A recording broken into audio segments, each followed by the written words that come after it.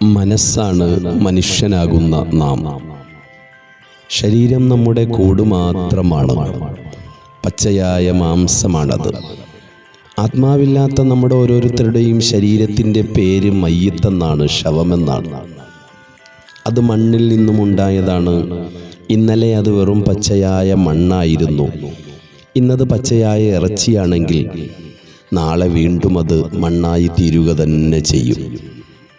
അതുകൊണ്ട് മനസ്സാണ് മനുഷ്യൻ. മനസ്സു പറയുന്നതാണ് നമ്മുടെ ശരീരം പ്രവർത്തിക്കുകയും കേൾക്കുകയും ചെയ്യുക. മനസ്സാണ് നമ്മുടെ ശരീരത്തിൻ്റെ ഡ്രൈവർ. ആ ഡ്രൈവർ ചവിട്ടിയാൽ നിൽക്കുകയും തിരിച്ചാൽ തിരിയുകയും വളച്ചാൽ വളയുകയും, ഒരുപക്ഷെ മനസ്സാകുന്ന ഡ്രൈവറിൻ്റെ ഗതിയൊന്ന് വിട്ടുപോയാൽ പാടെ കുത്തിമറിയുകയും ചെയ്യുന്ന ഒന്നാണ് ശരീരം. അതുകൊണ്ട് നന്നാകേണ്ടത് മനസ്സാണ്, ശരീരമല്ല. ആയതിനാൽ മാറേണ്ടത് മനസ്സാണ്, നന്നാക്കേണ്ടത് നമ്മുടെ മനസ്സിനെയാണ്.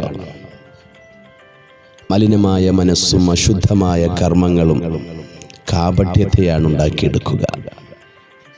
വളരെയധികം പ്രതീക്ഷയോടെ ചിന്തിക്കുകയും അതിനേക്കാളേറെ പ്രത്യാശയോടെ പ്രവർത്തിക്കുകയും ചെയ്യുക എന്നത് തന്നെയാണ് നമ്മുടെ ഓരോ വിജയത്തിലേക്കുമുള്ള ആത്മവിശ്വാസം.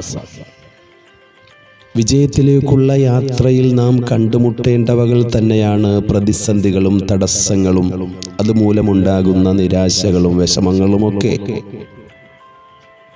ഓരോ നിരാശയുടെയും ഇരുൾ നിറഞ്ഞ അന്ധകാരം നമ്മളിലേക്ക് പ്രവേശിക്കുമ്പോഴൊക്കെയും പ്രതീക്ഷയുടെ പുതുവെളിച്ചം കണ്ടെത്താൻ ശ്രമിച്ചുകൊണ്ടേയിരിക്കണം.